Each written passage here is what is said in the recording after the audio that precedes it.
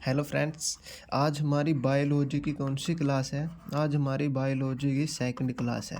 कल हमने बायोलॉजी शुरू करी थी, मतलब लास्ट वीडियो में। तो हमने कहाँ तक किया था? सबसे पहले हमने कौन सा टॉपिक शुरू किया हुआ है? सेल। सेल के हमने ये पढ़ लिया था, इसकी खोज किसने की, सेल की खोज किसने की। सेल की खोज किसने की थी? रॉबर्ट हुक ने। और लिविंग सेल की खोज किसने की थी? एंटी वान लीवन हॉक ने। ये सब हमने कल की वीडियो में किया था। उसके बाद उसके बाद हमने क्या किया था? सेल के कुछ पार्ट किए थे। सेल के कुछ पार्ट करने के बाद हमने कितने पार्ट किए थे? सेल के 5 पार्ट कर लिए थे। कौन कौन से कर लिए थे? सेल वॉल, सेल मेम्ब्रेन या प्लाज्मा मेम्ब्रेन, न्यूक्लियस, वैक्यूल और माइटोकॉन्ड्रिया। उम्मीद आप सभी ने वो अच्छे से किए होंगे। अभी हम नेक्स्ट पार्ट देखते हैं, यानी कि 6 पार्ट कौन सा सेल का? लाइजोसोम। लाइजोसोम लाइजोसोम होता है जो, ये इसका स्ट्रक्चर कैसा होता है? मैंने कल भी इसका स्ट्रक्चर कुछ ऐसे थैली सी जैसा होता है, यानी कि स्ट्रक्चर कैसा होता है? बैग लाइक स्ट्रक्चर होता है इसका। Bag like structure. Bag like structure mostly presence in animal cell. Mostly presence in animal cell. ठीक है। और इसको हम आत्मघाती थैली भी कहते हैं। आत्मघाती थैली इसको क्यों कहते हैं? क्योंकि इसका जो लाइसोसोम है, इसका काम क्या होता है? जो डेड सेल होते हैं उनको डिकम्पोज करना। Decompose of dead substances.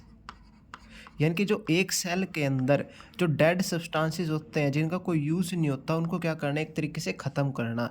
तो ये उसको ख़त्म करेगा, इसलिए हम इसको क्या कहते हैं? सुसाइड बैग इन सेल। सुसाइड बैग इन सेल या एटमोम इन सेल। अगर ये एक लाइसोसोम है, ये हर सेल के अंदर प्रेजेंस होता है एनिमल सेल में। अगर ये फट जाए तो क्या होगा? वो सेल क्या होता है? वो नष्ट हो जाएगा, क्योंकि इसके अंदर बहुत सारे क्या होते हैं? जहरीले क्या होते हैं? पदार्थ होते हैं। और इसको हम क्या कहते हैं? Digestive enzyme are present. इसके अंदर हमारे पास क्या होता है? Digestive enzyme are present. और कौन सा एंजाइम इसके अंदर प्रेजेंट होता है जो डाइजेस्टिव होता है? वो होता है हाइड्रोलाइटिक एंजाइम। Hydrolytic enzyme. आप इसको साइड में ब्रैकेट में बना के यहाँ पे लिखोगे, मैं नेक्स्ट शीट पे लिखता हूँ, यहाँ पे जगह नहीं है। मेन सा काम यही है। और एक और बात, इसकी खोज किसने की? लाइसोसोम की। लाइसोसोम की खोज किसने की थी? D due. D due. इसको आप लिख लोगे, इसको डी ड्यूव, इसको डिस्कवर बाय डी ड्यूव। ठीक है। इसको और एक और बात मैं अगले पेज पे लिखवाऊंगा, अगली शीट पे। इसमें कौन सा डाइजेस्टिव एंजाइम होता है? Hydrolytic enzyme. लिखवाता हूँ मैं, हाइड्रोलाइटिक एंजाइम। ठीक है। ये होता है हाइड्रोलाइटिक एंजाइम। डाइजेस्टिव एंजाइम होता है जो लाइसोसोम में, वो कौन सा होता है? Hydrolytic enzyme. और सबसे इंपॉर्टेंट क्वेश्चन इसमें क्या है? इसको हम सुसाइड बैग इन सेल कहते हैं, यानी कि आत्मघाती थैली। अगर ये थैली किसी में फट जाए तो वो सेल क्या हो जाएगा? नष्ट हो जाएगा। ठीक है। उसके बाद हमारे पास 7th पार्ट देखते हैं हम सेल का, कौन सा है? राइबोसोम।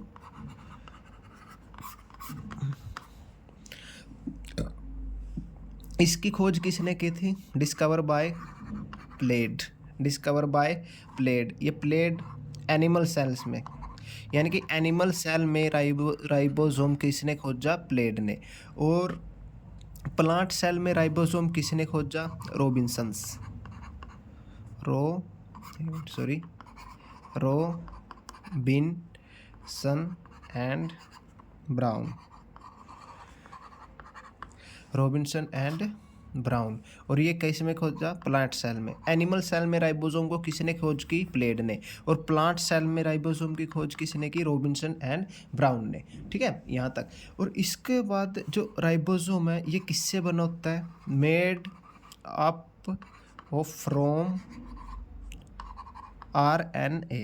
यानी कि जो राइबोसोम है वो किससे बना होता है? RNA। Made up of RNA। RNA की फुल फॉर्म आप सभी को पता ही होगी, राइबो न्यूक्लिक एसिड। RNA की फुल फॉर्म क्या होती है? Ribo nucleic acid. NO, देखो दिख रहा है ना, NOCLEIC। LEIC आएगा, LEIC और एसिड। ठीक है। और इसके जो राइबोसोम है इसका काम क्या होता है, प्रोटीन बनाता है। राइबोसोम क्या होता है, प्रोटीन बनाता है।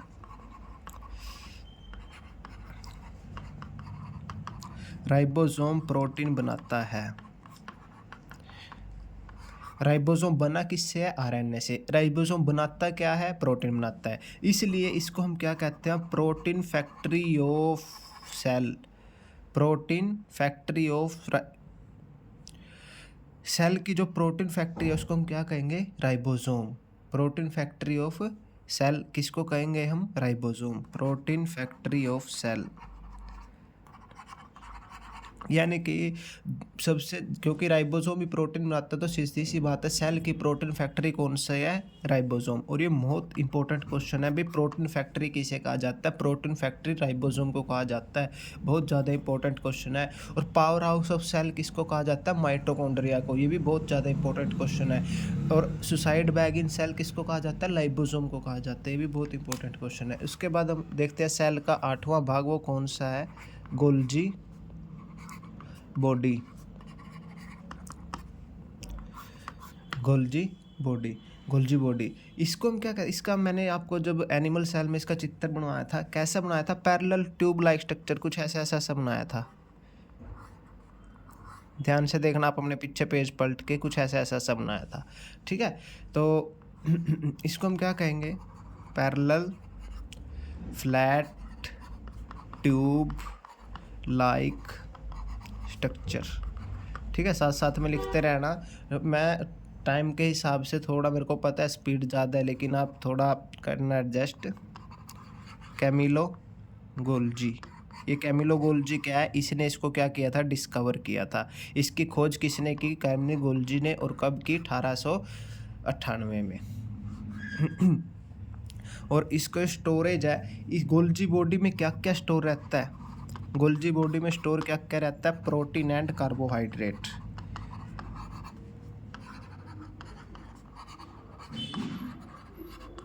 Protein and carbohydrate. और हम इसको क्या कहते हैं, एमरजेंसी हार्मोन। एमरजेंसी हार्मोन नहीं कहेंगे, जो एमरजेंसी यानी कि पुल एमरजेंसी, जो सेल में जो एमरजेंसी, जो सेल की इमरजेंसी में जो काम आता है वो भाग कौन सा है, गोल्जी बॉडी। और इसको हम क्या कहेंगे, पुलिस मैन ऑफ सेल। यानी कि जो सेल के अंदर जितनी भी ही क्रियाएं होती हैं, जितना भी काम होता है, उस उन सभी को ये कंट्रोल करता है, या हम इसको ट्रैफिक कंट्रोलर भी कहते हैं सेल का। Traffic controller of cell, Golgi body. Traffic controller of cell, Golgi body. Police man of cell, Golgi body. Emergency मेरे को कौन काम आता है, गोल्जी बॉडी, सेल की, ओनली सेल की। ठीक है, उसके बाद इसके बारे में, गोल्जी बॉडी के बारे में इतना ही है। अभी हम नेक्स्ट देखते हैं 9th पार्ट सेल का। 8 कर चुके हैं हम, 9 में देखते हैं। इसके बाद मैंने आपको बताया था endoplasmic reticulum. Endoplasmic रेक्टिक्यूलम,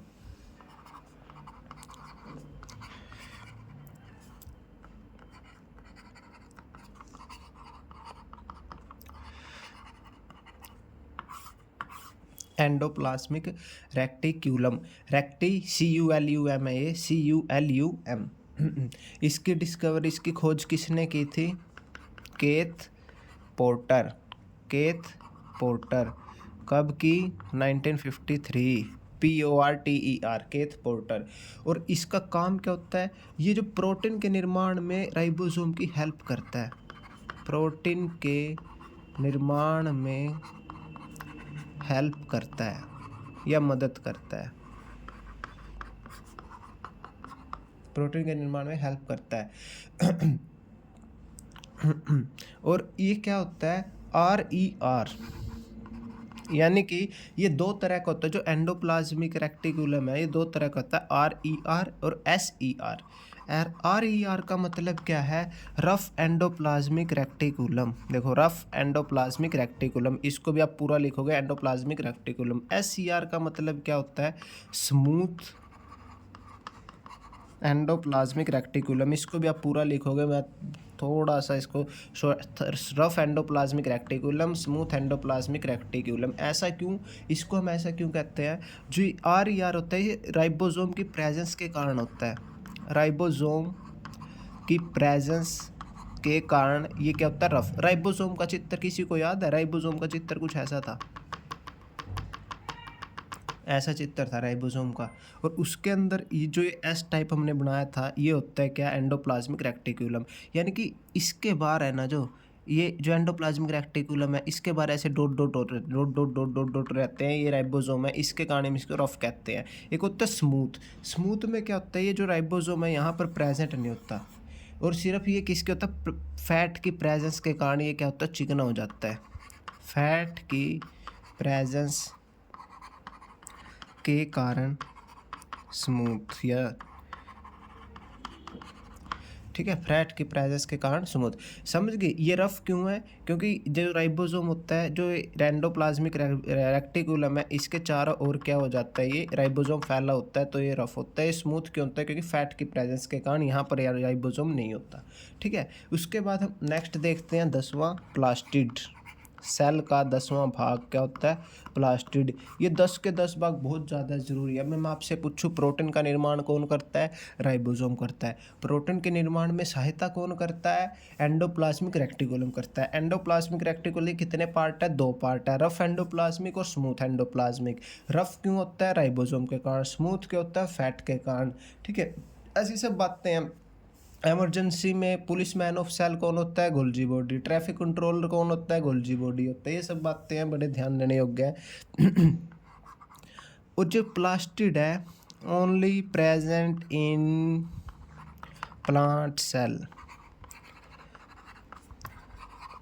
only present in plant cell. ठीक है, ये only present in plant cell. इसके बाद ही मैं देखता हूँ प्लास्टिड है, जो ये जो प्लास्टिड है, इसके बहुत सारे पार्ट हैं, बहुत सारे मतलब 2 ही पार्ट हैं। 2 ही पार्टों को हमने आगे बहुत डिवाइड किया हुआ है। पहले आता है क्रोमोप्लास्ट, क्रोमोप्लास्ट, और दूसरा आता है ल्यूकोप्लास्ट। ठीक है, प्लास्टिड के आगे 2 पार्ट हैं, क्रोमोप्लास्ट, ल्यूकोप्लास्ट। समझ गए होंगे शायद आप। क्रोमो क्या होता है? क्रोमो अगर इसको तोड़ के देखो, क्रोमो प्लास्ट मतलब प्लांट, ल्यूको और प्लास्ट। क्रोमो का मतलब होता है रंगीन, क्रोमो का मतलब क्या होता है? रंगीन। और प्लास्ट मतलब कवक, यानी कि रंगीन लवक, सॉरी कवक कवक नहीं, लवक, यानी कि रंगीन लवक। और ये ल्यूको का मतलब क्या होता है? रंगहीन, रंगहीन, और लवक, रंगहीन लवक। देखो दोनों में फर्क है, रंगीन और रंगहीन। यानी कि जो प्लांट्स होते हैं ना, 2 तरह के होते हैं। एक तो कलरफुल प्लांट्स होते हैं, और एक होते हैं बिना कलरफुल, मतलब उनका कोई कलर नहीं होता। जैसे जड़ वगैरह होती है, उसमें कुछ जड़ वगैरह कोई खास रंग नहीं होता। ठीक है, उसको हम रंगहीन लवक कहते हैं। एक होता है रंगीन। इसमें क्या आता है? रंगहीन में हरे पेड़ पौधे आएंगे, फूल वगैरह आएंगे, ठीक है, ऐसा सब। और इसमें क्या आता है? रंगहीन में वाइट कलर का पार्ट ज़्यादा आएगा। ठीक है, जड़ वगैरह आ जाएगी। ठीक है, जैसे मैं एग्जांपल कहूँ, मूली है या जड़ों में है, ऐसा सब कुछ आएगा। आगे देखते हैं हम इसको भी हमने आगे 2-3 पार्ट में डिवाइड किया हुआ है। जैसे क्रोमोप्लास्ट है, क्रोमोप्लास्ट के भी आगे 2 पार्ट हैं। क्रोमोप्लास्ट के 2 पार्ट कौन से? एक तो क्लोरोप्लास्ट, क्लोरोप्लास्ट, और दूसरा कौन सा है? अमाइलोप्लास्ट। दूसरा क्या है? अमाइलोप्लास्ट। आप आपकी कॉपी में आराम से लिखना अच्छे से, जैसे मैं बना रहा हूँ ऐसे टेबल बना के। ठीक है। यहाँ मैं लाइन का देता हूँ, ये इससे अलग है। ठीक है, 2 पार्ट हैं। यानी कि जो क्लोरोप्लास्ट है ना, इसमें हम कौन से पेड़ पौधे लेते हैं जिनका कलर सिर्फ ग्रीन होता है? ग्रीन कलर, यानी कि हरित लवक, जिसमें सिर्फ ग्रीन पार्ट आएगा, वो क्या होता है? क्लोरोप्लास्ट। और अमाइलोप्लास्ट क्या होता है? ग्रीन को छोड़कर बाकी सभी रंग अमाइलोप्लास्ट के कारण होते हैं। ग्रीन को छोड़कर बाकी सभी कलर प्लांट्स में किसके कारण आते हैं? अमाइलोप्लास्ट के कारण। ग्रीन कलर किसके कारण आता है? क्लोरोप्लास्ट के कारण। रंगीन कलर किसके कारण आता है? क्रोमोप्लास्ट के कारण। और रंगहीन कलर किसके प्लास्ट कारण आता है? जिसका कोई रंग नहीं होता, वो ल्यूकोप्लास्ट है। जैसे इसका मैं एग्जाम्पल देता हूँ, इसमें कौन कौन से आता है रंगहीन में? वाइट कलर, एक तो वाइट कलर आएगा। एग्जाम्पल देता हूँ, जैसे मूली होगी, या उसकी जड़ होगी। ठीक है, अब इन्हें कहना भाई जड़ वाइट होती है, लेकिन जड़ का कोई रंग नहीं होता, ये बात है। मूली वाइट होती है इसलिए हम इसको रंगहीन कहते हैं। और ल्यूको और ल्यूकोप्लास्ट की एक और बात याद रखना, आपको आपकी कॉपी में तो आसानी से लिख ही लोगे। स्टोर फूड फॉर प्लांट्स, यानी कि जो प्लांट्स का जो खाना है वो कहाँ पर स्टोर होता है? ल्यूकोप्लास्ट में।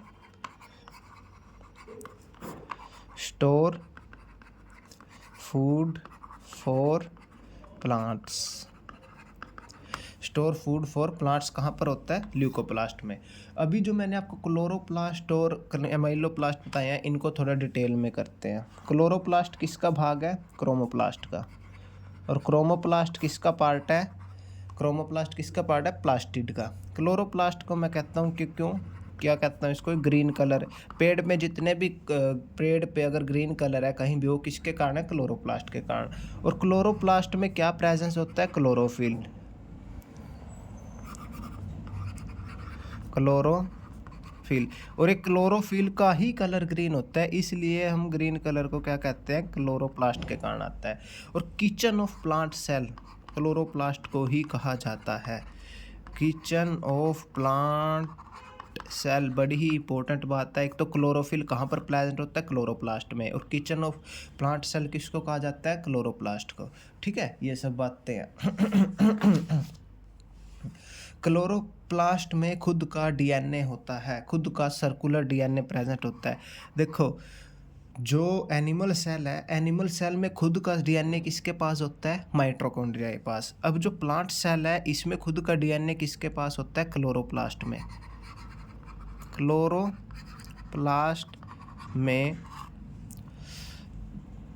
खुद का, या कह सकते हो पर्सनल सर्कुलर डीएनए प्रेजेंट होता है।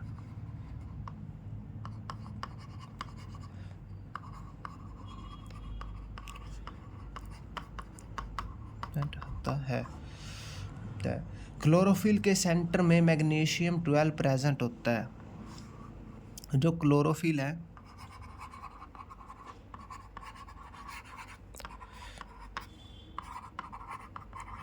क्लोरोफिल के सेंटर में क्या प्रेजेंट होता है? मैग्नीशियम 12 प्रेजेंट होता है। ये बड़ी ही इंपॉर्टेंट चीज़ है, सारी की सारी जितनी भी लिखी है।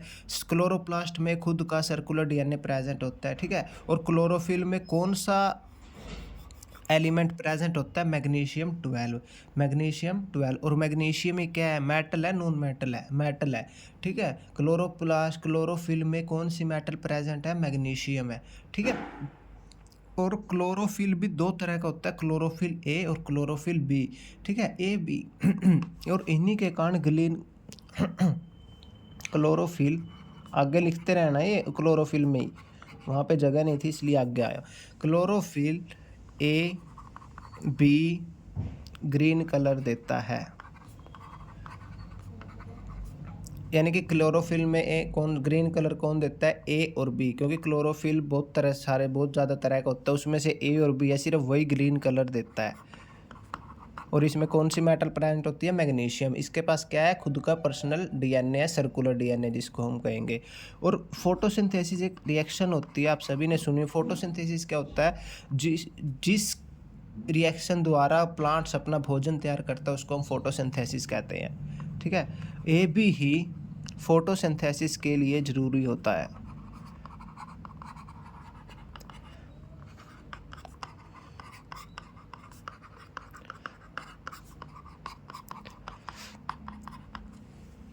ठीक है, ए बी ही फोटोसिंथेसिस के लिए, ए बी क्या है? क्लोरोफिल ए बी लिखोगे आप, क्लोरोफिल ए बी ही फोटोसिंथेसिस के लिए ज़रूरी होता है। ठीक है, उसके बाद अभी लगभग हमने सेल के सभी पार्ट कर लिए हैं। कितने पार्ट किए हमने सेल के? सेल के हमने 10 पार्ट कर चुके हैं, उसमें एनिमल सेल के भी आए, प्लांट सेल के भी आए।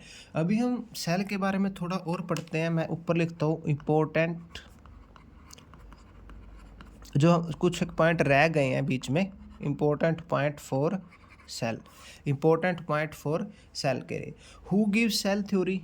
क्वेश्चन आ जाता है कई बार, भाई सेल थ्योरी किसने दी? Who gives cell theory? Cell theory किसने दी? क्वेश्चन बहुत बार पूछ लेता है।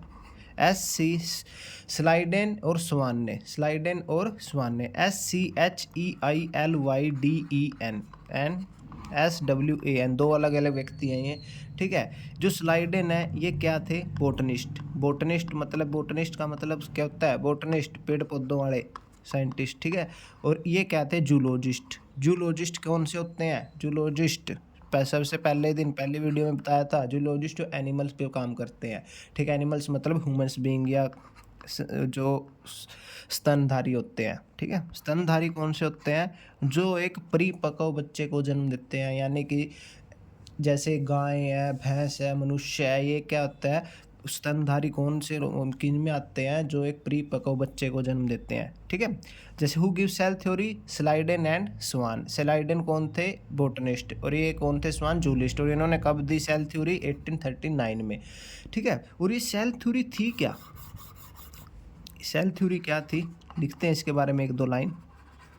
सेल थ्योरी क्या थी, आप लिखोगे, मैं बोलता हूँ। एवरी लिविंग ऑर्गेनिज्म, या लिख ही देता हूँ चलो, एवरी लिविंग ऑर्गेनिज्म, कोशिश करना साथ साथ में लिखते रहें। Every living organism made up of from cell and each cell divided into her new cell, to her new cells। समझ में आई बात, यानी कि हर एक लिविंग ऑर्गेनिज्म है, जितने भी जीवित प्राणी हैं वो सभी सेल से बने हैं, और ये सेल आगे से आगे डिवाइड होते रहते हैं। ये सेल थ्योरी थी, और ये किसने दी, स्लाइडेन एंड स्वान ने। ये बोटनिस्ट थे, ये जूलॉजिस्ट थे, ठीक है। और उसके बाद आता है सेल डिवीज़न। भाई सेल डिवीज़न कैसे होता है और कितने तरीके से होता है। सेल डिवीज़न में बहुत बार क्वेश्चन आते हैं, बहुत बार क्वेश्चन पूछे भी गए हैं पेपर में। सेल डिवीज़न ये किसने दिया था, सबसे पहले तो यही पता होना चाहिए, ये दिया था वर्चोफ ने। किसने दिया था, वर्चोफ ने। और कब दिया था, 1855 में, 1855 में। ये क्या आता है, सेल डिवीज़न तीन तरह से अपने पास होता है। सेल डिवीज़न तीन तरह से अपने पास होता है। अब वो तीन कौन कौन से हैं, एमिटोसिस, मिटोसिस और मियोसिस, MEOSIS, मियोसिस, ठीक है। सेल डिवीज़न तीन एमिटोसिस, मिटोसिस और मियोसिस, ठीक है। AMITOSIS, MITOSIS, MEOSIS, ठीक है। इसको हम हिंदी में क्या कहते हैं, असूत्री। इसको हम हिंदी में क्या कहते हैं, समसूत्री विभाजन। इसको हम इंग्लिश में क्या कहते हैं, हिंदी में अर्धसूत्री। देखो, असूत्री, समसूत्री, अर्धसूत्री। अगर इंग्लिश में समझ नहीं आया होगा, मेरे हिसाब से हिंदी में कुछ कुछ समझ आ गया होगा। ये क्या होता है, असूत्री, इसमें समसूत्री, अर्धसूत्री। असूत्री का मतलब क्या होता है, भाई इसमें कुछ नहीं होता। असूत्री में कितना भी जा सकता है, कितने भी डिवीजन हो सकता है, यानी कि एक में से बनेगा। समसूत्री में क्या एक फिक्स है, भाई इतना ही जाएगा। अर्धसूत्री में क्या है, भी हाफ हाफ होएगा, यानी कि वहाँ भी आपको इन तीनों की डिटेल में करेंगे तभी समझाता हूँ। अर्धसूत्री जैसे मनुष्य है, मनुष्य में अगर जैसे एक फीमेल है एक मेल है, अगर फीमेल में कितने होते हैं सेल, 46, और मेल में ही 46, तो वो कितने जाते हैं, 23 दोनों के जाएंगे, ठीक है। तो देखते हैं इन तीनों को अभी डिटेल में करते हैं।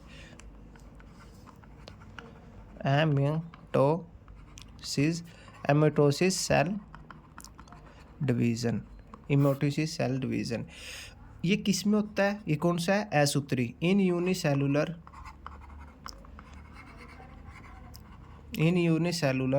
ऑर्गेनिज्म, यानी कि जो जो कुछ एक पार्ट ऐसे होते हैं, कुछ एक सेल ऐसे होते हैं, कुछ एक जीव ऐसे होते हैं सिर्फ एक ही सेल से बने होते हैं। बहुत सारे जीव हैं जो सिर्फ एक ही सेल से होते हैं, जैसे वो क्या होता है, एमोइबा होता है, प्रोटोजोआ ग्रुप होता है। अमोइबा कैसा होता है, ये singular cell, in unicellular organism में होता है। ये अमोइबा में क्या होता है, जैसे पता कैसे, अमोइबा कुछ ऐसा होता है, ये क्या है, अमीबा, इसके अंदर ऐसे डॉट डॉट, ये क्या है, एक ऐसा होता है अमीबा। इसके अंदर पता क्या होता है, इसके अंदर जब एक अमीबा से 2 अमीबे बनते हैं, पता क्या है? कुछ नहीं होता, सिर्फ़ इसमें से 2 हो जाएँगे, अगर इसमें से क्या हो जाएगा? 2। भाई एक अमीबा से ये एमोटोसिस होता है, ये एमोटोसिस सेल डिवीज़न है, बस एक चीज़ से 2 चीज़ बनना। और ये जो होता है सिर्फ़ यूनिसेलुलर के अंदर ही होता है, यानी कि ये अमीबा है, अमीबा क्या होता है? सिर्फ़ एक ही सेल से बना होता है, अमीबा में 2 सेल नहीं होते, यानी कि एक सेल से 2 में बन जाना, ये क्या होता है? एमिटोसिस सेल डिवीज़न। ये केस में होता है प्रोटोज़ोअल ग्रुप में, ये क्या है? अमीबा। ऐसा होता है कुछ-कुछ, एक ही सेल से बना होता है और इसके 2 बन जाते हैं, असूत्रीय। यानी कि इसका कोई फिक्स पैटर्न नहीं होता, ये इतना भी बन सकता है, ये इतना ही बन सकता है, ये कैसे भी कट सकता है बीच में से, इसका कोई फिक्स वो नहीं होता। ठीक है? इसके एग्ज़ाम्पल हैं अमीबा है, प्लाज़्मोडियम है। इसके एग्ज़ाम्पल लिख लेता हूँ, अमीबा लिखो आप, प्लाज़्मोडियम, पैरामीशियम और यूग्लिना। Euglena, sorry, EUGLENA। ठीक है? ये अब सभी आप अमीबा मैंने बता दिया आपको, ऐसा होता है प्लाज्मोडियम, पैरामीशियम, एंगुलिना। गूगल पे सर्च करना, इनके चित्र आएंगे, देखना ये कैसे होते हैं। ठीक है? सम यूनिसेलुलर एल्गी, और दूसरी बात ये किस में होते हैं? एल्गी। एल्गी क्या होता है? काई, या इसको हिंदी में कहें तो वो शैवाल। सम यूनिसेलुलर ऑर्गेनि, सम यूनिसेलुलर एल्गी, एल्गी को हम क्या कहेंगे? शैवाल। यानी कि ये सिर्फ एक यूनिसेलुलर ऑर्गेनिज्म के साथ साथ कुछ एक एल्गी हैं, उनमें भी हो जाता है, लेकिन एक कंडीशन है, वो सिर्फ यूनिसेलुलर होनी चाहिए, सम यूनिसेलुलर ऑर्गेनिज्म। वो कौन कौन सी हैं? इसके एग्जांपल, फंगी। फंगी क्या होता है? कवक। जो वाइट वाइट सा होता है ना, कई बार जब कुछ ज़्यादा पुराना सामान हो जाता है खाने पीने का, उसके ऊपर वाइट वाइट आ जाता है, वो फंगी। और दूसरा क्या है? यीस्ट। यीस्ट क्या होता है? यीस्ट को हम हिंदी में कहते हैं खमीर। खमीर किसके काम आता है? किसी भी चीज़ को सड़ाने में। जो यीस्ट, खमीर आपने शायद देखा भी होगा, खाने में भी यूज़ होता है ये। ठीक है? तो अमीटोसिस सेल डिवीज़न समझ गए? यानी कि सिर्फ ये एक जो ऐसी जीवित प्राणी हैं जो सिर्फ एक ही सेल से बने हैं, वो उनमें क्या होता है? अमीटोसिस सेल डिवीज़न। ठीक है? और ये सिर्फ कुछ एक यूनिसेलुलर एल्गी भी हैं, उनमें भी होगा। उसके बाद देखते हैं सेकंड कौन सा था हमारे पास? Mitosis cell division. Mitosis cell division, mitosis cell, similar type of cell in male and female. इसके बारे में कुछ ज़्यादा नहीं है, इसके बारे में सिर्फ एक ही बात है, एक दो बात ही है। Similar type of cell in male and female, यानी कि जैसा मेल एंड फीमेल है, हूबहू वैसी ही फोटोकॉपी तैयार होना। ब्लड, बोन, मसल, उनकी शक्ल, सूरत सेम टू सेम वैसे ही पैदा होंगे। उसको हम क्या कहते हैं? Somatic cells. सोमैटिक सेल्स, यानी कि जो ब्लड, बोन, मसल है, सेम टू सेम जो मेल और फीमेल है उनकी तरह ही होगा, हूबहू, उसमें कोई भी डिफरेंस नहीं आएगा। मसल्स होगी एक्सेट्रा। जैसे हमारे ह्यूमंस में तो क्या होता है, जो हमारा चाइल्ड होता है, एनिमल्स में जो चाइल्ड होता है उसमें कुछ चेंजिंग आ जाते हैं, लेकिन मिटोसिस सेल डिवीज़न में कुछ भी चेंज नहीं आएगा, हूबहू ऐसा ही दिखेगा वो, जैसा उसका पेरेंट सेल है। ठीक है? उसके बाद हम देखते हैं meiosis cell division. Meiosis cell division समझ ही गए होंगे, meiosis cell division, MEOSIS cell division. और जो इससे पहले किया था मिटोसिस सेल डिवीज़न, उसका मतलब क्या था? समसूत्री। समसूत्री सेल को हिंदी में क्या कहते हैं? कोशिका विभाजन, समसूत्री कोशिका विभाजन। इन तीनों से क्वेश्चन आए हैं पेपर में पिछली बार, लास्ट टाइम, तीनों अच्छे से पढ़ना। ये क्या होता है? सेक्सुअल सेल है। इसको हम क्या कहते हैं? अर्धसूत्री भी कह देते हैं। जैसे मनुष्य है, मनुष्य में क्या होता है? अर्धसूत्री विभाजन होता है। अर्धसूत्री में क्या होता है भाई? आधे सेल मेल के जाएंगे और आधे सेल फीमेल के, ये अर्धसूत्री होता है, आपने पहले भी पढ़ा होगा। सेक्सुअल सेल है या रिप्रोडक्टिव सेल है। इससे क्या होता है? इससे क्या होता है? मियोसिस सेल डिवीज़न से जो चाइल्ड है वो अलग होता है। मतलब अलग कहने का मतलब ये है भी, जो पेरेंट सेल है भी, आधे गुण उसमें मेल के आएंगे, आधे फीमेल के आएंगे। जो तीसरा कुछ बनेगा, तीसरा चाइल्ड आएगा, उसमें मिक्सिंग आएगी दोनों की, तो थोड़ा दोनों से वो अपने पेरेंट्स से क्या होगा, डिफरेंट होगा। ठीक है, ये बात होती है। इसमें क्या आता है, विभाजन होता है। विभाजन क्या होता है, विभाजन। क्वेश्चन आया था प्रीवियस ईयर में, भाई सबसे ज़्यादा विभाजन है कौन सी सेल डिवीज़न में होता है, मियोसिस सेल डिवीज़न में होता है। यानी कि विभाजकता इसमें देखने को मिलती है। भाई अगर पेरेंट कैसे भी हैं, उनका चाइल्ड उनसे 101% अलग ही होगा। ठीक है, तो इसका एग्जाम्पल क्या है, सेक्सुअल सेल है या रिप्रोडक्टिव, इसका स्पर्म सेल मेल पार्ट का, और ये क्या है, ओवम सेल। ठीक है, ऐसा सब। ठीक है, उसके बाद हम देखते हैं, बस मियोसिस के बाद भी इतना ही था। ये मियोसिस सेल में किस में से, सेक्सुअल सेल है या रिप्रोडक्टिव सेल है, स्पर्म में सेल है, ये ओवम सेल है। उसके बाद study of cell, study of cell, इस कुछ एक अलग, ये इतना ही ख़त्म हो गया ये सेल डिवीज़न। उसके बाद में एक दो लाइन और एक दो कुछ और लिखवाता हूँ आपको, ये भी ज़रूरी है।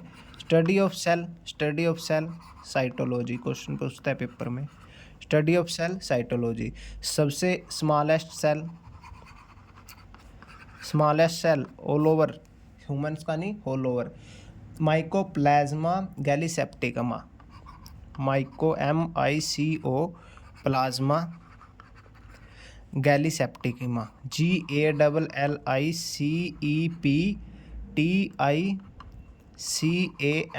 ये एक साथ है, गैलीसेप्टिकमा। ठीक है, और ये क्या है, एक बैक्टीरिया है, पूरा नाम एक ही है, ये माइकोप्लाज्मा स्मॉलेस्ट सेल है ये। ठीक है, और लार्जेस्ट सेल यानी कि सबसे बड़ा सेल कौन सा है, सबसे बड़ा सेल क्या है, ओस्ट्रिच एग। ओस्ट्रिच क्या होता है, ओस्ट्रिच एग क्या होता है, यानी कि जो ओस्ट्रिच होता है वो बड़ा सा पक्षी होता है ना, उसको हिंदी में क्या कहते हैं, अभी नाम ध्यान में नहीं आ रहा। हिंदी में ओस्ट्रिच को हम क्या कहते हैं, वो बड़ा सा जानवर होता है, वो पक्षी होता है बड़ा सा, जो उसका अंडा होता है ना, उसमें सबसे बड़ा सेल होता है हमारे पास, वो कौन सा होता है, ओस्ट्रिच एग के अंदर जो सेल होता है वो सबसे बड़ा सेल है ऑल ओवर वर्ल्ड में। ठीक है, और सबसे छोटा सेल माइकोप्लाज्मा गैलीसेप्टिकमा। ये तो के छोटे बड़े। अब लॉन्गेस्ट सेल, सबसे बड़ा सेल कौन सा है लंबाई में, वो तो था बड़ा, आकार में बड़ा, अब ये लंबाई में बड़ा होएगा, लॉन्गेस्ट। लंबाई में कौन सा लॉन्गेस्ट, यानी कि ये कौन सा होता है, नर्व सेल। लंबाई में कौन सा बड़ा होता है, नर्व सेल। और सेल डिवीज़न किस में नहीं होता, नर्व सेल में सेल डिवीज़न नहीं होता, यानी कि इसके अंदर सेल डिवीज़न नहीं होता। ये पूछेगा क्वेश्चन, ऐसे आएगा, सेल डिवीज़न किस में नहीं होता, सेल डिवीज़न किस में नहीं होता। सेल डिवीज़न सिर्फ नर्व सेल ही ऐसी हैं जिसमें सेल डिवीज़न नहीं होता। नर्व सेल कहाँ पर प्रेजेंट होती है, किसी को पता है, नर्व सेल अपने माइंड में प्रेजेंट होती है, कहाँ पर प्रेजेंट होती है, दिमाग में। इसलिए तभी कहते हैं हर तरह की चोट ठीक हो सकती है, दिमाग की चोट ठीक नहीं हो सकती, क्योंकि जो दिमाग में नर्व सेल होती है ना, ये क्या होते हैं, इनमें सेल डिवीज़न नहीं होता। अगर ये एक बार डैमेज हो गई तो हो गई, ये वापस रिकवर नहीं होती। इनमें ऐसा नहीं है कि भाई एक दो हड्डी टूट गई वो वापस से जल्दी ठीक हो जाएगी, या बीच अंदर से कुछ खराबी आ गई वो सेल डिवीज़न सेल रिकवरी अपने आप कर लेगा, नहीं। उसके अंदर क्या होता है, इसमें सेल डिवीज़न नहीं होता नर्व सेल में। अगर सेल डिवीज़न नहीं होगा तो ठीक नहीं होगी। ठीक है, तो अपना सिर बचा के रखें। तो और सबसे ज़्यादा फास्ट सेल डिवीज़न, सबसे तेज़ सेल डिवीज़न किस में होता है, यानी कि सबसे जल्दी अपने आप को कौन रिकवर कर लेगा किसी भी तरीके की चोट से, वो क्या होता है, लीवर्स। यानी कि एक लीवर अपने अंदर एक ऐसा पार्ट है जो जिसमें सबसे ज़्यादा सेल डिवीज़न होती है। अगर उसको कुछ डैमेज भी हो जाता है, सबसे तेज वो अपने आप को रिकवर कर लेगा। अब देखते हैं, ये तो थे ऑल ओवर। अब मैं कहता हूँ smallest cell in human, smallest cell in human में स्मॉलेस्ट सेल कौन सा है, male sperm, smallest cell in human male sperm. और लार्जेस्ट सेल इन ह्यूमन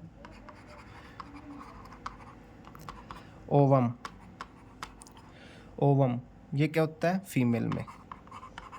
ध्यान से देखिए, जो ह्यूमन में सबसे छोटा सेल कौन सा है, जो स्पर्म होता है, मेल का स्पर्म मेल का ही होता है। ठीक है, उसमें। और सबसे बड़ा ह्यूमन में सेल कौन सा होता है, लार्जेस्ट सेल इन ह्यूमन, वो कौन सा होता है, ओवम। ओवम किस में होता है, फीमेल में। ठीक है, तो ये आज हमारा सेल का टॉपिक ख़त्म हो चुका है। अगली वीडियो में हम किसका टॉपिक करेंगे? अगली वीडियो में हम टिश्यू स्टार्ट करेंगे। क्या स्टार्ट करेंगे? टिश्यू। तो आप ये जो सेल है ना, कम से कम अगर आप कोई भी टेस्ट देते हो, अगर 100 क्वेश्चन का बायो का टेस्ट है, तो सेल से कम 15 10 से 15 क्वेश्चन 101% आएँगे। तो एक-एक पॉइंट इसको पढ़ो, थोड़ा इसका प्रीवियस ईयर के बारे में भी क्वेश्चन सर्च करना। वैसे अगर जब हमारा सिलेबस पूरा होगा मैं भी करवाऊँगा आपको, लेकिन अपनी तरफ से भी कोशिश करिए कि कहीं न कहीं से मॉक टेस्ट वगैरह लगाते रहें, ठीक है? अगले वीडियो में हम करेंगे टिश्यू के बारे में।